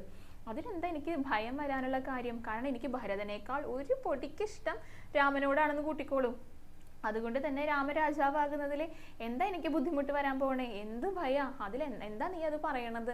ഇത്രയും സന്തോഷമുള്ളൊരു വാർത്ത കേട്ടിട്ട്. അപ്പൊ ഈ സന്തോഷ വാർത്ത പറഞ്ഞപ്പോൾ ഉടനെ തന്നെ ഒരു രത്നങ്ങൾ കൊണ്ടുള്ള 2 തളകളാണ് സമ്മാനമായിട്ട് കൊടുക്കുന്നത് മന്ധരയ്ക്ക്. എന്നിട്ടാ ചോദിക്കണേ, ഇതിനാണോ നീ ഇപ്പൊ ഇത്ര വിഷമം ഉണ്ടാക്കുന്ന കാര്യം അല്ലെങ്കിൽ ഭയപ്പെടുത്തുന്ന കാര്യം എന്നൊക്കെ പറയണത് എന്ന് ചോദിച്ചു. അപ്പൊ പറഞ്ഞു, അതൊന്നും അല്ല കാര്യം എന്ന് പറഞ്ഞിട്ട് മന്ധര തുടർന്ന് പറയാണ് കേട്ടോ. അതായത് രാജാവിന് നീ ഏറ്റവും പ്രിയപ്പെട്ടവൾ തന്നെ ആയിരിക്കും, നിന്നോട് നല്ല വാക്കുകളൊക്കെ അദ്ദേഹം പറയുന്നുണ്ടായിരിക്കും. പക്ഷെ നന്മ ചെയ്യുന്നത് അദ്ദേഹം കൗസല്യക്കാണ് അദ്ദേഹം നന്മകൾ ചെയ്യുന്നത് എന്ന് പറഞ്ഞു. അത് കേട്ടപ്പോൾ കൈകേയിക്ക് ഒരു സംശയം ബാക്കിയും കേൾക്കാനായിട്ടിരുന്നു. അതായത് നിന്റെ മകനായിട്ടുള്ള ഭരതനെ അല്ല രാജാവായിട്ട് വാഴിക്കുന്നത്, കൗസല്യയുടെ പുത്രനായിട്ടുള്ള ശ്രീരാമനെയാണ്. ഈ ഒരു അവസരം മുന്നിൽ കണ്ടുകൊണ്ടാണ് നേരത്തെ തന്നെ ഭരതനെയും ശത്രുഘ്നെയും ഇവിടെ നിന്ന് മാറ്റിയത് എന്ന് പറഞ്ഞു. അതും കൂടി കേട്ടപ്പോൾ കൈകേയിക്ക് എന്താണ് പറഞ്ഞു വരുന്നത് എന്നുള്ള ഒരു ഏകദേശ ധാരണയായി. എന്നിട്ട് പറയാ, ഈ ഒരു പട്ടാഭിഷേകം നടക്കുകയാണെങ്കിൽ നിന്റെ മകനെ നാട് കടത്തും ശ്രീരാമൻ, വധിക്കാൻ പോലും സാധ്യതയുണ്ട്. അതേപോലെ അല്ലെങ്കിൽ ഭരതൻ ശ്രീരാമന്റെ ദാസനായിട്ട് കഴിയേണ്ടി വരും, നീയാണെങ്കിലോ കൗസല്യയുടെ ദാസിയായിട്ട് കഴിയേണ്ടി വരും എന്ന് പറഞ്ഞു. ഇതൊക്കെ കേട്ടപ്പോൾ കൈകേയിക്ക് ഭയങ്കര ബുദ്ധിമുട്ടായി. കാരണം കൗസല്യയുടെ ദാസിയായിട്ടൊക്കെ കഴിയേണ്ടി വന്ന്, അതായത് വേറൊരു പത്നിയും കൂടിയാണല്ലോ, ആ സപത്നി എന്നാ പറയുക, ആ ഒരു പത്നിയുടെ ദാസിയായിട്ട് കഴിയാന്ന് പറഞ്ഞാൽ അതിൽ പരം ഒരു മോശം എന്താ? ബാക്കിയുള്ളതൊന്നും അത്ര വലിയ പ്രശ്നമല്ല കൈകേയിക്ക്. ഇങ്ങനെ ദാസിയായിട്ട് കഴിയേണ്ടി വരും എന്നൊക്കെ കേട്ടപ്പോൾ കൈകേയിക്കും ആകണ ദേഷ്യം വന്നു തുടങ്ങി. എന്നിട്ട് പറഞ്ഞു, നീ പറഞ്ഞ ഇപ്പൊ എനിക്ക് മനസ്സിലായി, ഇതിനിപ്പോ എന്താ ഒരു പ്രതിവിധി ഉള്ളതെന്ന് ചോദിച്ചു. അങ്ങനെ മന്ധര പറഞ്ഞു കൊടുക്കാണ്, എൻ്റെ കയ്യിൽ ഇതിനൊരു സൂത്രമുണ്ട്. നീ മുൻപൊരു കാര്യം എൻ്റെ അടുത്ത് പറഞ്ഞിട്ടുണ്ടായിരുന്നില്ലേ? അതായത് മുൻപൊരിക്കൽ ഈ എന്താ പറയുക, ദേവലോകത്ത് ദേവന്മാർക്ക് ഒരു യുദ്ധത്തിന്റെ സമയത്ത് ഇന്ദ്രൻ ദശരഥ മഹാരാജാവിനെ ഒരു സഹായത്തിന് വേണ്ടി വിളിച്ചിട്ടുണ്ടായിരുന്നു, യുദ്ധത്തിൽ സഹായിക്കാൻ വേണ്ടിയിട്ട്. അപ്പം അന്ന് കല്യാണമൊക്കെ കഴിഞ്ഞ ഒരു സമയത്തായതുകൊണ്ട് യുദ്ധത്തിന് പോകുന്നു. അദ്ദേഹം സൈന്യമൊക്കെ ആയിട്ട് യുദ്ധത്തിന് പോയത്. കൂട്ടത്തിൽ കൈകേയിനെയും കൂടെ കൂട്ടിയിട്ടുണ്ടായിരുന്നു. കല്യാണമൊക്കെ കഴിഞ്ഞ ഒരു സമയമാണ്. അങ്ങനെ യുദ്ധം നടക്കുന്ന സമയത്ത് ഈ തേരിന്റെ ചക്രത്തിന് ഒരു അച്ചുതണ്ടുണ്ട്. ആ അച്ചുതണ്ടിന്റെ ആണി ഇളകി പോയിട്ടുണ്ടായിരുന്നു. രാജാവ് അത് അറിഞ്ഞില്ല. പക്ഷെ നീയാണ് അച്ചുതണ്ട് പിടിച്ചു നിർത്തിയിട്ട്, അതായത് കൈകേയിയാണ് അച്ചുതണ്ട് പിടിച്ചു നിർത്തിയിട്ട് യുദ്ധം കഴിയുന്നവരെ നിൽക്കുന്നുണ്ടായിരുന്നത്. അപ്പൊ അന്നൊക്കെ എന്ന് പറഞ്ഞു കഴിഞ്ഞാൽ അതായത് പുത്രന്മാർക്കാണ് ഈ ഒരു ക്ഷത്രിയ, അതായത് ആയുധകാലങ്ങളൊക്കെ അവർ അഭ്യസിച്ചിരുന്നത്. പക്ഷെ കൈകേയിയുടെ രാജ്യത്ത് കൈകേയി ഒരു യുവതി ആയിരുന്നിട്ട് കൂടി ഇതെല്ലാം പഠിച്ചിട്ടുണ്ടായിരുന്നു. നല്ല ഒരു എന്താ പറയുക, എല്ലാ കാര്യങ്ങളും അറിയാവുന്ന, അതായത് ക്ഷത്രിയ കുടുംബത്തിലാണ്. അതുകൊണ്ട് തന്നെ പുരുഷന്മാർ, അതായത് കുമാരന്മാർ അഭ്യസിച്ചിരുന്ന എല്ലാ കാര്യങ്ങളും കൈകേയിക്കും അറിയുണ്ടായിരുന്നു. അപ്പൊ അതുകൊണ്ടാണ് ആ ഒരു ശക്തിയിൽ ആ ഒരു കാര്യമൊക്കെ അന്ന് അവിടെ ചെയ്യാനായിട്ട് കൈകേയിക്ക് സാധിച്ചത്. അങ്ങനെ യുദ്ധം കഴിഞ്ഞതിന് ശേഷമാണ് ദശരഥ രാജാവ് ഈ കാര്യം അറിയുന്നതും. ആ ഒരു സമയത്ത് രാജാവ് കൈകേയിയുടെ അടുത്ത് പറഞ്ഞിട്ടുണ്ടായിരുന്നു, 2 വരം ആവശ്യപ്പെട്ടോളൂ, ഞാനത് നടത്തി തരാമെന്ന്. ഈ ഒരു സന്തോഷത്തിലേ. അപ്പോൾ അന്നാണെങ്കിൽ കൈകേയി ആ വരം വാങ്ങിയിരുന്നില്ല. അത് അങ്ങയുടെ അധീനതയിൽ തന്നെ വെച്ചോളൂ, എനിക്ക് എപ്പോഴാണോ ആവശ്യം അന്ന് ഞാനത് ചോദിച്ച് വാങ്ങിക്കോളാന്നാണ് കൈകേയി പറഞ്ഞിട്ടുണ്ടായിരുന്നത്. അപ്പൊ ഈ ഒരു കാര്യം മന്ധര എടുത്ത് പറയാണ്. അതായത് അന്ന് നീ പറഞ്ഞ ഒരു കാര്യം ഉണ്ടല്ലോ, എനിക്കത് ഇപ്പോഴാണ് ഓർമ്മ വന്നത്, ഇതിപ്പോൾ പ്രയോഗിക്കാൻ പറ്റിയ സമയമാണ്. എന്തായാലും മഹാരാജാവിൻ്റെ അടുത്ത് ഈ 2 വരം ഈ സമയത്ത് ചോദിക്കുക. അത് എന്തൊക്കെയാണെന്ന് വെച്ചാൽ, ഒന്ന്, ശ്രീരാമന് പകരം തൻ്റെ മകനായിട്ടുള്ള കൈകേയിയുടെ പുത്രനായിട്ടുള്ള ഭരതനെ രാജാവാക്കി അഭിഷേകം ചെയ്യുക. രണ്ടാമത്തെ വരമായിട്ട് ചോദിക്കേണ്ടത് ശ്രീരാമനെ 14 വർഷത്തേക്ക് കാനനവാസത്തിനായി മരുവുരിയും ജടയും ധരിച്ചുള്ള കാനനവാസത്തിനായി പറഞ്ഞയക്കുക. അതെന്തുകൊണ്ടാണെന്ന് വെച്ചാൽ ഈ ഒരു 14 വർഷത്തിൻ്റെ ഇടയ്ക്ക് ഭരതനെ എല്ലാ കാര്യങ്ങളും തൻ്റെ ഈ രാജ്യത്തെയും പ്രജകളെയും എല്ലാം തൻ്റെ അധീനതയിലാക്കാനായിട്ട് സാധിക്കും. അതുകൊണ്ടാണ് ആ ഒരു സമയം രാമനെ ഇവിടെ നിന്ന് മാറ്റി നിർത്തണം എന്ന് പറയുന്നത്. ഈ 2 വരങ്ങൾ രാജാവിൻ്റെ അടുത്ത് ചോദിക്കുക എന്ന് പറഞ്ഞു മന്ധര. അങ്ങനെ സന്തോഷമായി, കൈകേയിക്കും സന്തോഷമായി. കാരണം രാജാവിന് സത്യം മാത്രം പറയുന്ന ഒരാളാണ് അദ്ദേഹം. അത് ആ രീതിയിൽ ചോദിച്ചു കഴിഞ്ഞാൽ നടക്കുമെന്ന് കൈകേയിക്കും അറിയാം. മന്ധരയ്ക്കും സന്തോഷമായി. മന്ധര അവിടുന്ന് അവരുടെ കൊട്ടാരത്തിലേക്ക് പോയി. എന്നിട്ട് പോകുന്നതിന് മുൻപ് ഒരു കാര്യം കൂടെ പറഞ്ഞിട്ടുണ്ടായിരുന്നു. ഈ ക്രോധാകാരം എന്ന് പറഞ്ഞിട്ട് ഒരു അറയുണ്ട്, അവിടെ ചെന്നിട്ട് കിടക്കാൻ പറഞ്ഞിട്ടുണ്ടായിരുന്നു. ഇത് ഇങ്ങനെ ബുദ്ധിമുട്ടുകളൊക്കെ വരുമ്പോൾ അവിടെ ചെന്ന് കിടക്കുക എന്നുള്ളൊരു രീതിയുണ്ട്. അവിടെ ചെന്ന് കിടക്കുക. അപ്പോൾ രാജാവ് വരുമ്പോൾ കാര്യങ്ങളൊക്കെ അവതരിപ്പിക്കുക. എന്നിട്ട് എല്ലാം നിനക്ക് നന്നായി ചെയ്യാനായിട്ട് സാധിക്കട്ടെ, മംഗളം ഭവിക്കട്ടെ എന്ന് പറഞ്ഞിട്ടാണ് മന്ധര അവിടുന്ന് ഇറങ്ങിപ്പോയത്. അങ്ങനെ കൈകേയി ക്രോധാകാരത്തിലേക്ക് പ്രവേശിച്ചു. അപ്പോൾ അവിടെ എഴുത്തച്ഛൻ ഒരു കാര്യം പറയുന്നുണ്ട്. കജ്ജളം പറ്റിയാൽ സ്വർണവും നിഷ്പ്രഭം. അതായത് ചെളി പുരണ്ടു കഴിഞ്ഞാൽ സ്വർണത്തിൻ്റെ പ്രഭ മങ്ങും. അത്ര ഇത് നമ്മുടെ മനുഷ്യ ജീവിതത്തിൽ എങ്ങനെയാ അത് പ്രയോഗികമാകുക എന്ന് വെച്ചാൽ, ദുഷ്ടരായിട്ടുള്ള വ്യക്തികളുണ്ടല്ലോ, അവരുടെ കയ്യിൽ അപ്പോൾ ഏതെങ്കിലും മനുഷ്യരുടെ ഏതെങ്കിലും ആളുകളുടെ അടുത്ത് എന്തെങ്കിലും ദുഷ്ടമായ ചിന്തകൾ അല്ലെങ്കിൽ മോശം സ്വഭാവം ഉണ്ടെങ്കിൽ നമ്മളത് അറിയുകയാണെങ്കിൽ അവരിൽ നിന്ന് അവരെത്ര നല്ലവരാണെങ്കിലും അവരിൽ നിന്ന് അകന്നു മാറാനാണ് എഴുത്തച്ഛൻ പറയുന്നത്. അല്ലെങ്കിൽ ഏതെങ്കിലും വിധത്തിൽ നമ്മൾ പോലും അറിയാതെ അവർ നമ്മളെ വശത്താക്കും എന്നാണ് പറയുന്നത്. അതായത് കജ്ജളം പറ്റിയാൽ സ്വർണവും നിഷ്പ്രഭം. ആ ഒരു വരികളോട് കൂടിയിട്ടാണ് അദ്ദേഹം അവിടെ അവസാനിപ്പിക്കുന്നത്. അങ്ങനെ ക്രോധാകാരത്തിലേക്ക് പ്രവേശിച്ചു. അപ്പോൾ കട്ടിലല്ല കിടക്കുന്നത്, മെത്തയിലല്ല കിടക്കുന്നത്, വെറും നിലത്ത് കമിഴ്ന്ന് കിടക്കുകയാണ്. ആ മാലകളൊക്കെ വലിച്ച് പൊട്ടിച്ചെറിഞ്ഞിട്ട് മുടിയൊക്കെ അഴിച്ചിട്ടിട്ട് പട്ടുവസ്ത്രങ്ങളൊക്കെ ഉപയോഗിച്ച് ഒരു മുഷിഞ്ഞ വസ്ത്രം ഉടുത്തിട്ടാണ് അങ്ങനെ കമിഴ്ന്ന് കിടക്കുന്നത്. എന്നിട്ട് അവിടെ ഭയങ്കര ദേഷ്യം വന്നിരിക്കട്ടോ കൈകേയിക്ക്. അങ്ങനെ കുറച്ച് സമയം കഴിഞ്ഞപ്പോൾ രാജാവ് വന്നു. സാധാരണ രാജാവ് കൊട്ടാരത്തിലേക്ക് വരുന്ന, അന്തഃപുരത്തിലേക്ക് വരുന്ന സമയത്ത് കൈകേയിയാണ് അദ്ദേഹത്തിനെ ഓടി ചെന്നിട്ട് വരവേൽക്കുന്നത്, സന്തോഷത്തോടു കൂടി കാര്യങ്ങളൊക്കെ ചോദിച്ചറിഞ്ഞ്. അപ്പോൾ ഇന്നത്തെ ദിവസമാണെങ്കിലോ കൈകേയി വന്നിട്ടില്ല. അപ്പോൾ അദ്ദേഹം ചോദിച്ചു ആ ഒരു പരിചാരകരുടെയൊക്കെ അടുത്ത്, ഈ കൈകേയി എവിടെ പോയി? സാധാരണ കൈകേയി ആണല്ലോ, എൻ്റെ പ്രിയപത്നിയായിട്ടുള്ള കൈകേയി ആണല്ലോ എന്നെ വരവേൽക്കാനായിട്ട് വരാറുള്ളത്, എന്തുകൊണ്ട് എന്നെ കൈകേയി വരാതിരുന്നേന്ന് ചോദിച്ചു. അങ്ങനെ അവിടെയുള്ളവർ പറഞ്ഞു, കൈകേയി അവിടെയാണ് ക്രോധാകാരത്തിലാണ് കിടക്കുന്നത് എന്ന് പറഞ്ഞു. അങ്ങനെ രാജാവിന് ഭയങ്കര വിഷമായി. എന്താ ഉണ്ടായിന്ന് അറിയില്ലല്ലോ. അദ്ദേഹം വേഗം ചെന്നപ്പോൾ മെത്തയിലൊന്നല്ല കിടക്കണേ, വെറും നിലത്ത് കിടക്കണേ. അതൊക്കെ കരഞ്ഞിട്ടും ഒക്കെ ആയിട്ട് കണ്ണൊക്കെ വീർത്ത് അങ്ങനെയൊക്കെയാണ് കൈകേയിയുടെ ആ ഒരു കിടത്തം തന്നെ. അങ്ങനെ ഓടി ചെന്നിട്ട് കൈകേയിനെ പറഞ്ഞു, കൈകേയി എന്താ പറ്റി എൻ്റെ പ്രിയ പത്നിക്ക്? എന്താണ് ഇത്രയധികം വിഷമിക്കുന്നത് എന്ന് ചോദിച്ചു. എന്ത് തന്നെയാണെങ്കിലും ഞാനത് മാറ്റിത്തരാം. ആരെങ്കിലും എന്തെങ്കിലും പറഞ്ഞ് ബുദ്ധിമുട്ടിച്ചിട്ടാണെങ്കിൽ അവർക്ക് ഞാൻ തക്കതായ ശിക്ഷ കൊടുക്കാം. എന്താവശ്യമുണ്ടെങ്കിലും കൈകേയി പറഞ്ഞോളൂ, എനിക്ക് ഏറ്റവും പ്രിയപ്പെട്ട പത്നിയാണ് നീ. അതുകൊണ്ട് നിന്റെ ഏത് ആഗ്രഹവും ഞാൻ സാധിപ്പിച്ചു തരാം. എനിക്ക് ഏറ്റവും പ്രിയപ്പെട്ട എൻ്റെ രാമനാണേ സത്യം. എന്ത് വേണമെങ്കിലും പറഞ്ഞോളൂ, ഞാനത് സാധിപ്പിച്ചു തരാമെന്ന് കൈകേയിയുടെ അടുത്ത് ദശരഥ മഹാരാജാവ് പറഞ്ഞതും കൈകേയി മനസ്സിലായി, സത്യം ചെയ്തിരിക്കണു, എന്താഗ്രഹവും സാധിച്ചു തരാമെന്ന്. ഇനി അതിൽ നിന്ന് മാറാൻ രാജാവിന് സാധ്യമല്ല. അപ്പോൾ കൈകേയി വേഗം അവിടെ നിന്ന് എണീറ്റിട്ട് പറഞ്ഞു, എനിക്ക് 2 ആഗ്രഹങ്ങളുണ്ട്. അതായത് എനിക്ക് അന്ന് അങ്ങ് 2 വരം തരാമെന്ന് പറഞ്ഞിരുന്നു, അതെനിക്ക് ഇപ്പോഴാണ് ആവശ്യമുള്ളത്. ഞാനത് ചോദിക്കാൻ പോവുകയാണെന്ന് പറഞ്ഞു. അപ്പോൾ ചോദിച്ചോളൂ, ധൈര്യമായിട്ട് ചോദിച്ചോളൂ. എന്തെങ്കിലും വിഷമം ഉണ്ടെങ്കിൽ അത് മാറ്റി തരാനാണല്ലോ. രാജാവ് അത് സമ്മതിച്ചു കൊടുത്തിട്ടുണ്ട്. അങ്ങനെ പറഞ്ഞു, ആദ്യത്തെ വരം, നാളെ ഇവിടെ പട്ടാഭിഷേകം നടക്കേണ്ടത് എൻ്റെ മകനായ ഭരതനായിരിക്കണം എന്ന് പറഞ്ഞു. രണ്ടാമത്തെ വരം, ശ്രീരാമനെ 14 വർഷക്കാലം വനവാസം അനുഷ്ഠിക്കാനായിട്ട് ഇവിടെ നിന്ന് പറഞ്ഞയക്കണം എന്നും പറഞ്ഞു. ഇതങ്ങോട്ട് കേട്ടപ്പോഴേക്കും രാജാവിനെ ആകെ വിഷമായി. അദ്ദേഹം മോഹാലസ്യപ്പെട്ടു വീണു എന്നാ പറഞ്ഞേ. താങ്ങാൻ കഴിഞ്ഞില്ല. സ്വന്തം മകനായി പ്രിയപുത്രനായ രാമനെയാണ് വനവാസക്കാലത്തിന്, അതും 14 വർഷത്തേക്ക് അയക്കാനായിട്ട് പറഞ്ഞിരിക്കണതേ. അങ്ങനെ അദ്ദേഹത്തിന് അത് താങ്ങാനായിട്ട് സാധിച്ചില്ല. അദ്ദേഹം മോഹാലസ്യപ്പെട്ടു വീണു. അങ്ങനെ കുറച്ച് കഴിഞ്ഞിട്ട് പിന്നെയും ആ ബോധമൊക്കെ തെളിഞ്ഞതിന് ശേഷം ഒന്നും കൂടെ കരഞ്ഞുകൊണ്ടാണ് ഈ കൈകേയിയുടെ അടുത്ത് പറയുന്നത്. ഇത് വിശ്വസിക്കാൻ പോലും അദ്ദേഹത്തിന് സാധിക്കും. താൻ കണ്ടത് എന്തെങ്കിലും ദുസ്വപ്നമാണോ എന്ന് വെച്ച് നോക്കിയപ്പോൾ കൈകേയി ഇങ്ങനെ ക്രോധത്താൽ ഇങ്ങനെ വിറയ്ക്കുന്ന ഒരു രീതിയിലാണ് അവിടെ നിൽക്കുന്നുണ്ടായിരുന്നതേ. അപ്പോൾ മനസ്സിലായി ഇത് ദുസ്വപ്നമൊന്നുമല്ല, നടക്കുന്ന സംഭവമാണെന്ന്. അങ്ങനെ കരഞ്ഞുകൊണ്ട് അദ്ദേഹത്തിന് സംസാരിക്കാൻ പോലും സാധിക്കണില്ല ആ ഒരു വിഷമം കൊണ്ട്. തൻ്റെ പ്രിയപുത്രനെയാണ് ഈ പറഞ്ഞയക്കാനായിട്ട് പറയുന്നതേ. കുറേ തവണ പറഞ്ഞു നോക്കി. അങ്ങനെ കൈകേയി പറഞ്ഞു, അങ്ങ് വാക്ക് പറഞ്ഞാൽ അത് പാലിക്കേണ്ടതാണ്, ഇപ്പം മാറ്റി പറയരുത്. എന്ന് പറഞ്ഞു. കുറേയൊക്കെ പറഞ്ഞു നോക്കി കേട്ടോ. രാമൻ ഇവിടെ നിന്നോട്ടെ, ഭരതനെ രാജാവായിട്ട് വാഴിക്കാം, എന്നാലും രാമനെ പറഞ്ഞയക്കാൻ പറയല്ലേ കൈകേയി എന്നൊക്കെ പറഞ്ഞിട്ട് സങ്കടത്തോടു കൂടിയാണ് പറയുന്നത് കേട്ടോ. ആ ഒരു രാത്രി 1 വർഷം പോകുന്ന പോലെയാണ് പോയതെന്നാണ് പറയുന്നത്. അത്രയും നീങ്ങാതെ വിഷമിച്ച് അദ്ദേഹത്തിന് വയ്യാതായി ആ ഒരു രാത്രിയിൽ. അങ്ങനെ പിറ്റേ ദിവസം നേരം വെളുത്തു, ഒരുക്കങ്ങളെല്ലാം പൂർത്തിയായിരിക്കുന്നു. പട്ടാഭിഷേകത്തിനുള്ള ആ ഒരു യുവരാജാവാക്കിയിട്ട് വാഴിക്കുന്നതിനുള്ള എല്ലാ ഒരുക്കങ്ങളും പൂർത്തിയായി. 16 കന്യകമാർ റെഡി ആയിട്ടുണ്ട്, ഐരാവത കുലത്തിലുള്ള ആന റെഡി ആയിട്ടുണ്ട്, എല്ലാം ഒരു ഉത്സവ പ്രതീതി, എല്ലാവരും എത്തിയിട്ടുണ്ട്. വസിഷ്ഠ മഹർഷിയൊക്കെ എത്തി. രാജാവിൻ്റെ അന്തപുരത്ത് നിന്ന് രാജാവ് പുറത്ത് വരുന്നത് കാണാനില്ല. അങ്ങനെ ഭൃത്യന്മാർ ചെന്ന് നോക്കിയപ്പോൾ അവരൊക്കെ ചീത്ത പറഞ്ഞിട്ടാണ് കൈകേയി പറഞ്ഞയക്കണത്. അങ്ങനെ അവസാനം മന്ത്രി എത്തി. എന്താ കാര്യം എന്നറിയണമല്ലോ. അങ്ങനെ നോക്കിയപ്പോൾ പറഞ്ഞു, എന്ത് പറ്റി മഹാരാജാവിന്, അദ്ദേഹം എന്താ ഇത്ര വിഷമത്തോടെ ഇരിക്കണേന്ന് പറഞ്ഞു. അങ്ങനെ കൈകേയി പറഞ്ഞു, അദ്ദേഹത്തിന് ഇന്നലെ ഉറങ്ങാനായിട്ട് സാധിച്ചില്ല.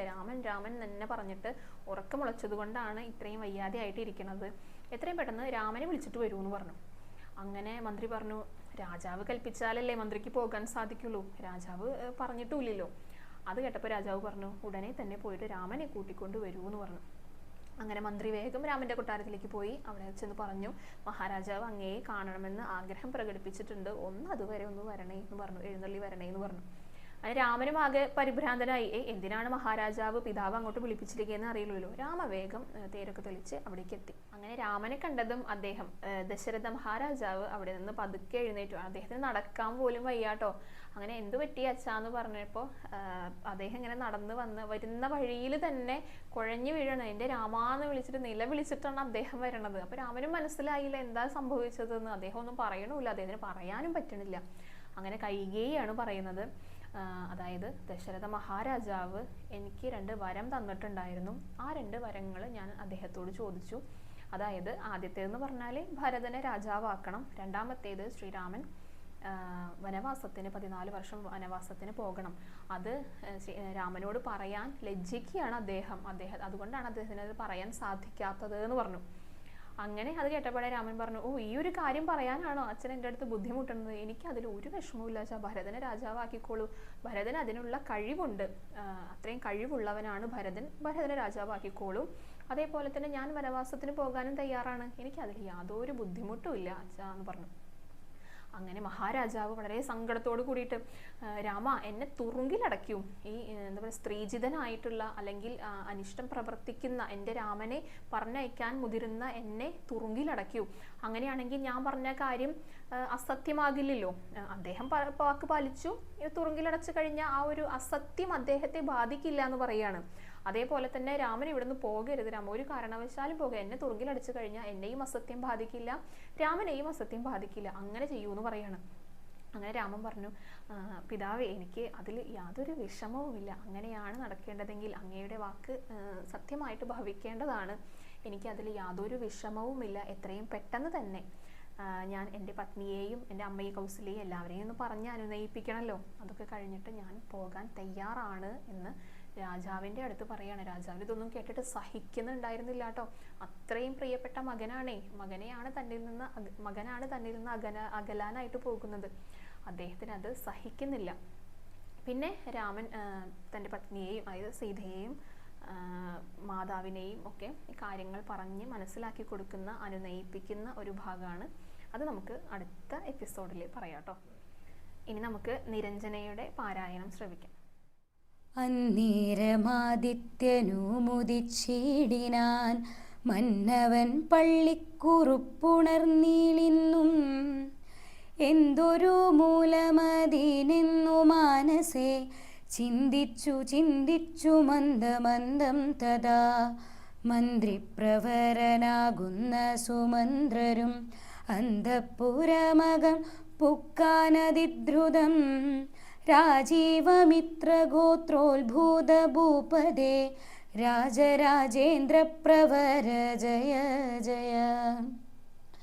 ഇത്തം നൃപനെ സ്തുതിച്ചു നമസ്കരിച്ചുത്ഥാനവും ചെയ്തു വന്ദിച്ചു നിന്നപ്പോൾ എത്രയും ഖിന്നനായി കണ്ണുനീരും വാർത്തു പൃഥ്വിയിൽ തന്നെ കിടക്കും നരേന്ദ്രനെ ചിത്താകുലാധയ കണ്ടു സുമന്ത്രരും സത്വരം കൈകേയി തന്നോടു ചോദിച്ചാൻ, ദേവനാരി സമേ രാജപ്രിയതമേ ദേവി കൈകേയി ജയ ജയ സന്തതം. ഭൂലോകപാലൻ പ്രകൃതി പകരുവാൻ മൂലമെന്തൊന്നു മഹാരാജവല്ലഭേ, ചൊല്ലുകെന്നോടെന്നു കേട്ടു കൈകേയിയും ചൊല്ലിനാളാശു സുമന്ത്രരോടന്നേരം. രാമനെ കാണാനു ദുഃഖം നൃപേന്ദ്രനു രാമനെ ചെന്നു വരുത്തുക വൈകാതെ എന്നതു കേട്ടു സുമന്ത്രരും ചൊല്ലിനാൻ, ചെന്നു കുമാരനെ കൊണ്ടുവരാമല്ലോ. രാജവചനമാകർണ്യ ഞാനിഹ രാജീവലോചനെ പോകുന്നതെങ്ങനെ എന്നതു കേട്ടു ഭൂപാലനും ചൊല്ലിനാൻ, ചെന്നു നീ തന്നെ വരുത്തുക രാമനെ. സുന്ദരനായൊരു രാമകുമാരനാം നന്ദനൻ തന്മുഖം വൈകാതെ കാണണം എന്നതു കേട്ടു സുമന്ത്രരുഴറിപ്പോയി ചെന്നു കൗസല്യാസുതനോടു ചൊല്ലിനാൻ, താതൻ ഭവാനെയുണ്ടല്ലോ വിളിക്കുന്നു, സാദരം വൈകാതെഴുന്നള്ളുക വേണം.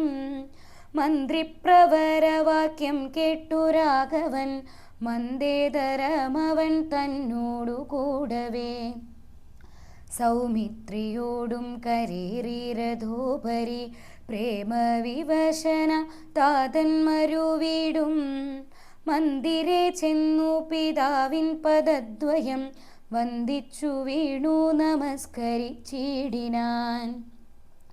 രാമരാമേതി പറഞ്ഞു മോഹിച്ചൊരു ഭൂമിപനെ കണ്ടു വേഗേന രാഘവൻ, താതനെ ചെന്നെടുത്താശേഷവും ചെയ്തു സാദരം തൻ്റെ മടിയിൽ കിടത്തിനാൻ. നാരീജനങ്ങളതു കണ്ടനന്തരം ആരൂഢശോകവിലാപം തുടങ്ങിനാർ. രോദനം കേട്ടു വസിഷ്ഠമുനീന്ദ്രനും ഖേദേന മന്ദിരം പുക്കിതു സത്വരം. ശ്രീരാമദേവരും ചോദിച്ചിതന്നേരം, കാരണമെന്തോന്നു താത ദുഃഖത്തിനു നേരെ പറവിന്നറിഞ്ഞവരെന്നു നേരം പറഞ്ഞിതു കേകയ പുത്രിയും. കാരണം താത ദുഃഖത്തിനു നീ തന്നെ പാരിൽ സുഖം ദുഃഖമൂലമല്ലോ നൃണാം. ചേതസി നീ നിരൂപിക്കലെഴുതിനി താതനു ദുഃഖ നിവൃത്തി വരുത്തുവാൻ. ചിത്തഹിതം നൃപതീന്ദ്രനു നിർണയം, പുത്രരിൽ ജ്യേഷ്ഠനാകുന്നതു നീയല്ലോ. രണ്ടു വരം മമ ദത്തമായിട്ടുണ്ട് പണ്ടു നിൻ താതനാൽ സന്തുഷ്ട ചേതസാം. നിന്നാലെ സാധ്യമായുള്ളോന്നുതു രണ്ട് പിന്നു തരേണമെന്നർത്ഥിക്കയും ചെയ്തേ. നിന്നോടത് പറഞ്ഞിടുവാൻ നാണിച്ചു ഖിന്നനായി വന്നിതു താതനറിക നീ. സത്യപാശേന സംബദ്ധനാം താതനെ സത്വരം രക്ഷിപ്പതിന്നു യോഗ്യൻ ഭവാൻ. പുന്നാമമാകും നരകത്തിൽ നിന്നുടൻ തന്നുടെ താതനെ ത്രാണനം ചെയ്യുകയാൽ. പുത്രനെന്നുള്ള ശബ്ദം വിധിച്ചു ശതപത്രസമുത്ഭവനെന്നതറിക നീ. മാതൃവചനശൂലാഭിഹതനായ മേദിനി പാലകുമാരനാം രാമനും എത്രയുമേറ്റം വ്യതീതനായി ചൊല്ലിനാൻ, ഇത്രയെല്ലാം പറയണമോ മാതാവേ. താർഥാർത്ഥമായിട്ടു ജീവനെ തന്നെയും മാതാവു തന്നെയും സീതയെ തന്നെയും ഞാനുപേക്ഷിപ്പനദീനില്ല സംശയം. മാനസേ ഖേദമതിനില്ലെനിക്കേതും രാജ്യമെന്നാകിലും താതൻ നിയോഗിക്കിൽ ത്യാജ്യമെന്നാലെന്നറിയുക നീ മാതാവേ. ലക്ഷ്മണൻ തന്നെ ത്യജിക്കെന്നു ചൊല്ലിലും തൽക്ഷണം ഞാൻ ഉപേക്ഷിപ്പെന്നറിയുക നീ. പാവകൻ തങ്കൽ പതിക്കേണമെങ്കിലും ഏവം വിഷം കുടിക്കേണമെന്നാകിലും താതൻ നിയോഗിക്കിലേതുമേ സംശയം. ചേതസി ചെറ്റില്ലെനിക്കെന്നറിയുക നീ. താതകാര്യം അനാജ്ഞപ്തമെന്നാകിലും മോദേന ചെയ്യുന്ന നന്ദനനുത്തമൻ. പിത്രാനിയുക്തനായിട്ടു ചെയ്യുന്നവൻ മധ്യമനായുള്ള പുത്രനറിഞ്ഞാലും ഉക്തമെന്നാകിലും ഇക്കാര്യമെന്നാലേ കർത്തവ്യമല്ലെന്നു വെച്ചടങ്ങുന്നവൻ. പിത്രോർമലമെന്നു ചൊല്ലുന്നു സജ്ജന നിത്തമെല്ലാം പരിജ്ഞാതം മയാധുനാ. ആകയാൽ താത നിയോഗമനുഷ്ഠിപ്പാൻ ആകുലമേതുമെനിക്കില്ല നിർണയം. സത്യം കരോമ്യഹം സത്യം മയോക്തം മറിച്ചു രണ്ടായി വരാ.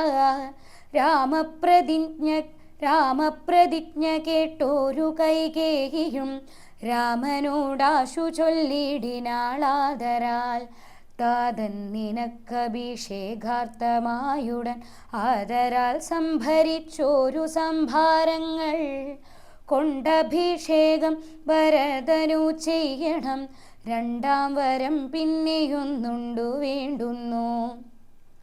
നീ 14 സംവത്സരം കാനനെ താപസവേഷേണ വാഴുകയും വേണം. നിന്നോടിതു നിയോഗിപ്പാൻ മടിയുണ്ടു മന്നവനിന്നതു ദുഃഖമാകുന്നതും എന്നതു കേട്ടു ശ്രീരാമനും ചൊല്ലിനാൻ. ഇന്നതീനെന്തൊരു വൈഷമ്യമായത്. ചെയ്കഭിഷേകം ഭരതനു ഞാനിനി വൈകാതെ പോവൻ വനത്തിന്നു മാതാവേ. എന്തതെന്നോടു ചൊല്ലാഞ്ഞു പിതാവത് ചിന്തിച്ചു ദുഃഖിപ്പതിനെന്തു കാരണം. രാജ്യത്തെ രക്ഷിപ്പതിന്നു മതിയവൻ രാജ്യമുപേക്ഷിപ്പതിന്നു ഞാനും മതി. ദണ്ഡമത്രേ രാജ്യഭാരം വഹിപ്പതു ദണ്ഡകവാസത്തിനെറ്റുമേളുതല്ലോ. സ്നേഹമെന്നെ കുറിച്ചേറുമമ്മയ്ക്കും വിദേഹമാത്രം ഭരിക്കുന്നു വിധിക്കയാൽ. ആകാശഗംഗയെ പാതാളലോകത്ത് വേഗേന കൊണ്ടു ചെന്നാക്കി ഭഗീരഥൻ. തൃപ്തി വരുത്തി പിതൃക്കൾക്ക് പൂരുവും തൃപ്തനാക്കിയിടുവാൻ താതനു തന്നുടെ. യൗവനം നൽകി ജരാനരയും വാങ്ങി ദിവ്യന്മാരായാർ പിതൃപ്രസാദത്തിനാൽ. അല്പമായുള്ളൊരു കാര്യം നിരൂപിച്ചു അൽപിതാ ദുഃഖിപ്പതിനില്ലവകാശം. രാഘവവാക്യമേവം കേട്ടു ഭൂപതി ശോകേന നന്ദനൻ തന്നോടു ചൊല്ലിനാൻ. സ്ത്രീജിതനായതി കാമുകനായൊരു രാജാധമനാകുമെന്നയും വൈകാതെ. പാശേന ബന്ധിച്ചു രാജ്യം ഗ്രഹിക്ക നീ. ദോഷം നിനക്കതിനേതുമകപ്പെടാം. അല്ലാകിലെന്നോടു സത്യദോഷം പറ്റുമല്ലോ കുമാര ഗുണാംബുദേ രാഘവ. പൃഥ്വിപതീന്ദ്രൻ ദശരഥനും പുനരിക്തം പറഞ്ഞു കരഞ്ഞു തുടങ്ങിനാൻ. ഹാ രാമ ഹാ ജഗന്നാഥ ഹാ രാമ ഹാ രാമ ഹാ മമ പ്രാണവല്ലഭ. നിന്നെ പിരിഞ്ഞു പൊറുക്കുന്നതെങ്ങനെ, എന്നെ പിരിഞ്ഞു നീ ഘോരമഹാവനം തന്നിൽ ഗമിക്കുന്നതെങ്ങനെ നന്ദന. എന്നിത്തരം പല ജാതി പറകയും കണ്ണുനീരാലോല വാർത്തു കരകയും നന്നായി മുറുകെ തഴുകിയും പിന്നെ ചുടേ ദീർഘമായി വീർക്കയും ഖിന്നനായോരു പിതാവിനെ കണ്ടുടൻ തന്നെ കയ്യാൽ കൊളുത്ത ജലം കൊണ്ട് കണ്ണും മുഖവും തുടച്ചു രഘുത്തമൻ ആശ്ലേഷനീതി വാക്വൈഭവാദ്യങ്ങളാൽ ആശ്വസിപ്പിച്ചാൻ നയ കോവിദൻ തഥാ. എന്തിനെൻ താതൻ വൃഥൈവ ദുഃഖിക്കുന്നതെന്തൊരു ദണ്ഡമിതിന്നു മഹിപതേ, സത്യത്തെ രക്ഷിച്ചു കൊള്ളുവാൻ ഞങ്ങൾക്ക് ശക്തി പോരാകിലുമില്ലിതു രണ്ടിനും. സോദരൻ നാടു ഭരിച്ചിരുന്നിടുക സാദരം ഞാനാരണ്യത്തഴിലും വാഴുവൻ. ഓർക്കിലി രാജ്യഭാരം വഹിക്കുന്നതിൽ സൗഖ്യമേറും വനത്തിങ്കൽ വാണിടുവാൻ. ഏതുമേ ദണ്ഡമില്ലാത കർമ്മം മമ മാതാവെനിക്കു വീതിച്ചതു നന്നല്ലോ. മാതാവു കൗസല്യ തന്നെയും വന്ദിച്ചു മൈഥിലിയോടും പറഞ്ഞിനി വൈകാതെ. പോവതിനായി വരുന്നേനെന്നരുൾ ചെയ്തു ദേവനും മാതൃഗൃഹം പുക്കതു നേരം. ധാർമ്മികയാകിയ മാതാസു സമ്മത ബ്രാഹ്മണരെ കൊണ്ടു ഹോമപൂജാദികൾ പുത്രാഭ്യുദയത്തിനായി കൊണ്ടു ചെയ്യിച്ചു. വിത്തമദീവദാനങ്ങൾ ചെയ്താദരാൽ ഭക്തി കൈക്കൊണ്ടു ഭഗവൽ പദാംബുജം ചിത്തത്തിൽ നന്നായുറപ്പിച്ചിളകാതെ. നന്നായി സമാധിയുറച്ചിരിക്കും നേരം ചെന്നൊരു പുത്രനെയും കണ്ടതിലല്ലോ. അന്തികെ ചെന്നു കൗസല്യയോടന്നേരം സന്തോഷമോടു സുമിത്ര ചൊല്ലിടിനാൾ. രാമനുപഗതനായതു കണ്ടിലായി ഭൂമിപാലപ്രിയെ നോക്കിയിടുകന്നപ്പോൾ വന്ദിച്ചു നിൽക്കുന്ന രാമകുമാരനെ മന്ദേതരം മുറുകെ പുണർന്നിടിനാൾ. പിന്നെ മടിയിലിരുത്തി നെറുകയിൽ നന്നായി മുകർന്നു കുതൂഹലാൽ. ഇന്ദിവരദ്ദള ശ്യാമകളേവരം മന്ദമന്ദം തലോടി പറഞ്ഞിടിനാൾ. എന്തൻ മകനെ മുഖാംബുജം വാടുവാൻ ബന്ധമുണ്ടായതു പാരം വിശക്കയോ. വന്നിരുന്നിടു ഭുജിപ്പതിനാശുനി ഇന്നു മാതാവു പറഞ്ഞോരനന്തരം. വന്ന ശോകത്തെ അടക്കി രഘുവരൻ തന്നെ മാതാവിനോടരുളി ചെയ്തു. ഇപ്പോൾ ഭുജിപ്പാനവസരമില്ലമ്മേ, ക്ഷിപ്രമരണ്യവാസത്തിനു പോകണം. മുൽപ്പാടു കേകയ പുത്രിയാമമ്മയ്ക്ക് മൽപിതാ രണ്ടുവരം കൊടുത്തിടിനാൻ. ഒന്നു ഭരതനെ വാഴിക്കയെന്നതും എന്നെ വനത്തിനയക്കെന്നു മറ്റേതും. തത്ര 14 സംവത്സരം വസിച്ചത്ര വന്നിടുവൻ പിന്നെ ഞാൻ വൈകാതെ. സന്താപമേതും മനസ്സിലുണ്ടാകാതെ സന്തുഷ്ടയായി വസിച്ചിടുക മാതാവും. ശ്രീരാമവാക്യമേവം കേട്ടു കൗസല്യ പാരിൽ മോഹിച്ചു വീണിടിനാളാകുലാൽ.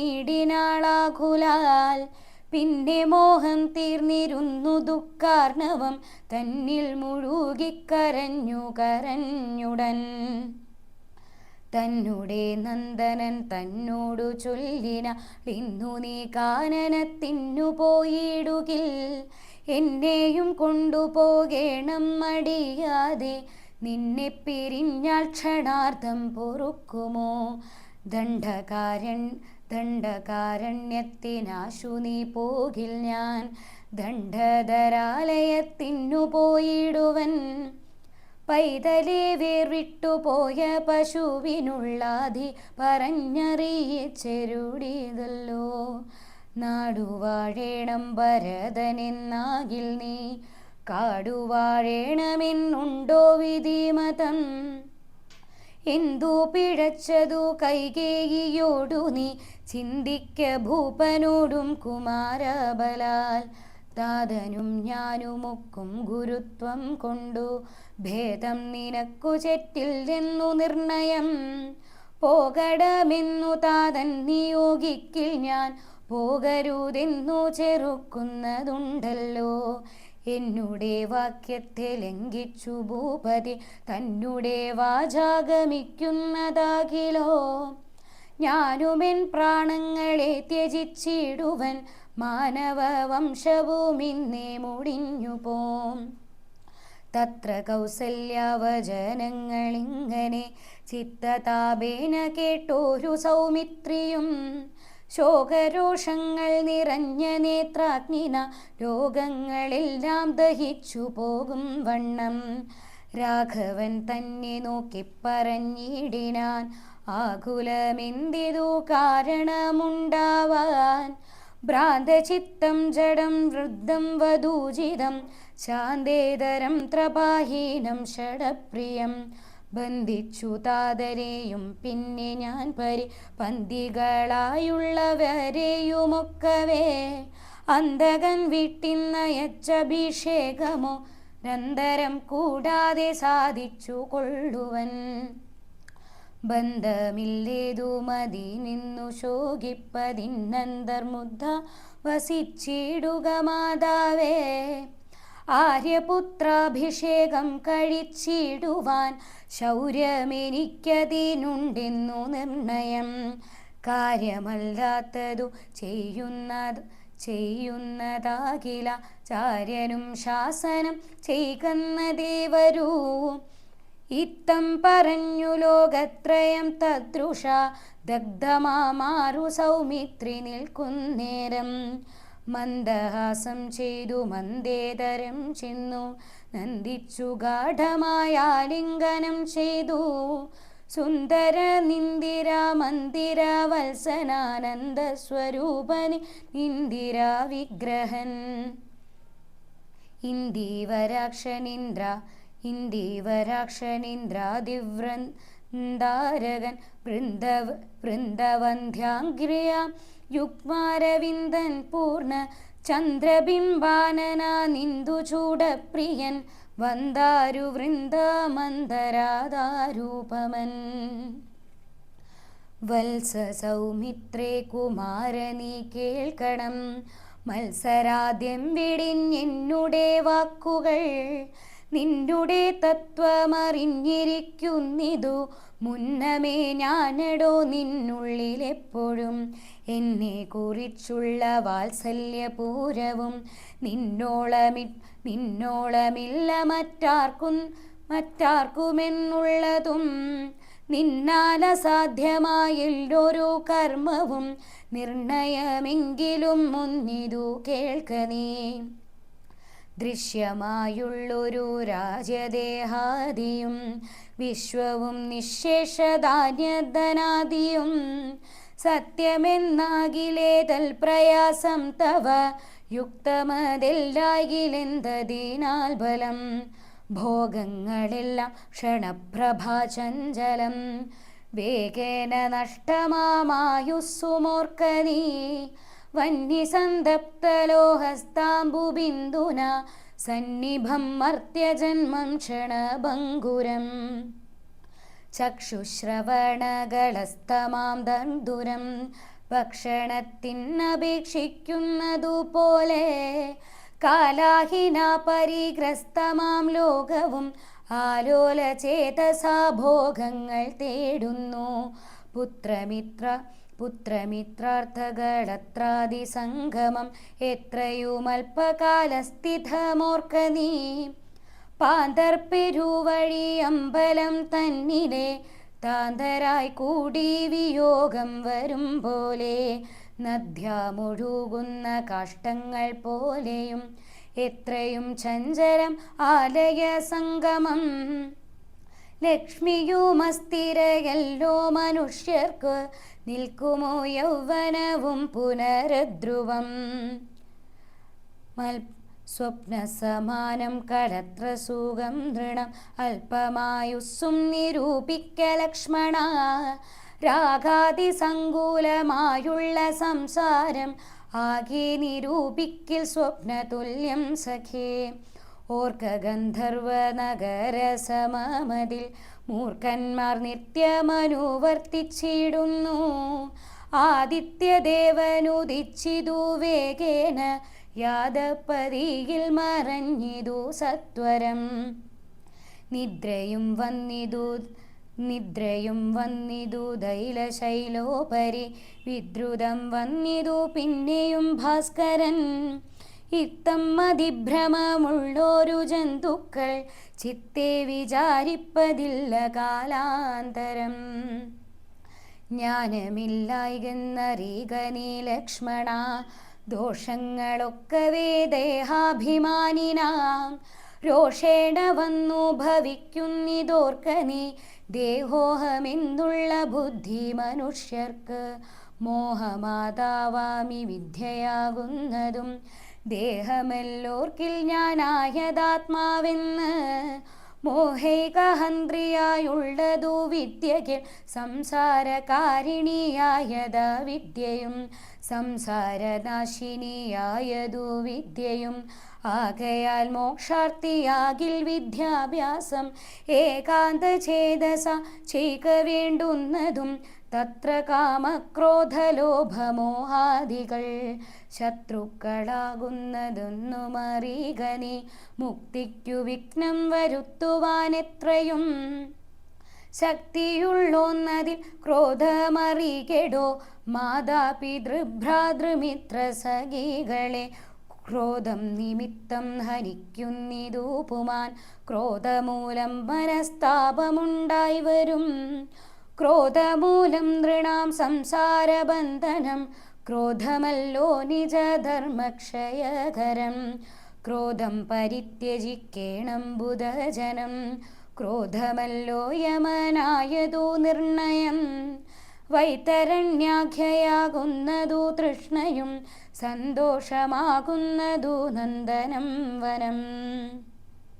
ദേഹേന്ദ്രിയ പ്രാണബുദ്ധ്യാദികൾക്കെല്ലാം അഹന്തമേലേ വസിപ്പാത്മാവു കേൾ. ശുദ്ധസ്വയം ജ്യോതിരാനന്ദപൂർണമായി തത്വാർത്ഥമായി നിരാകാരമായി നിത്യമായി. നിർവികൽപ്പം പരം നിർവികാരം ഘനം സർവവൈഘകാരണം സർവജഗന്മയം. സർവേകസാക്ഷിണം സർവജ്ഞമീശ്വരം സർവദാ ചേതസി ഭാവിച്ചു കൊൾകനീ. സാരജ്ഞനായ നീ കേൾ സുഖദുഃഖദം പ്രാരബ്ധമെല്ലാം അനുഭവിച്ചിടണം. കർമ്മേന്ദ്രിയങ്ങളാൽ കർത്തവ്യമൊക്കവേ നിർമായമാചരിച്ചിടുകെന്നേ വരൂ. കർമ്മങ്ങൾ സംഘങ്ങളൊന്നിലും കൂടാതെ കർമ്മഫലങ്ങളിൽ കാംക്ഷയും കൂടാതെ കർമ്മങ്ങളെല്ലാം വിധിച്ചവണ്ണം പരബ്രഹ്മണി നിത്യ സമർപ്പിച്ച് ചെയ്യണം. നിർമ്മലമായുള്ളൊരാത്മാവു തന്നോട് കർമ്മങ്ങളൊന്നുമേ പറ്റുകയില്ലെന്നാൽ ഞാനിപ്പറഞ്ഞതെല്ലാമേ ധരിച്ചുതൽ ജ്ഞാനസ്വരൂപം വിചാരിച്ചു സന്തതം. മാനത്തെയൊക്കെ ത്യജിച്ചു നിത്യം പരം ആനന്ദമുൾക്കൊണ്ടു മായാവിമോഹങ്ങൾ. മാനസത്തിങ്കൽ നിന്നാശു കളക നീ മാനമല്ലോ പരമാപാദമാസ്പദം. സൗമിത്രി തന്നോടി വണ്ണമരുൾ ചെയ്തു സൗമുഖ്യമോടു മാതാവോടു ചൊല്ലിനാൻ. സൗമിത്രി തന്നോടി വണ്ണമരുൾ ചെയ്തു സൗമുഖ്യമോടു മാതാവോടു ചൊല്ലിനാൻ.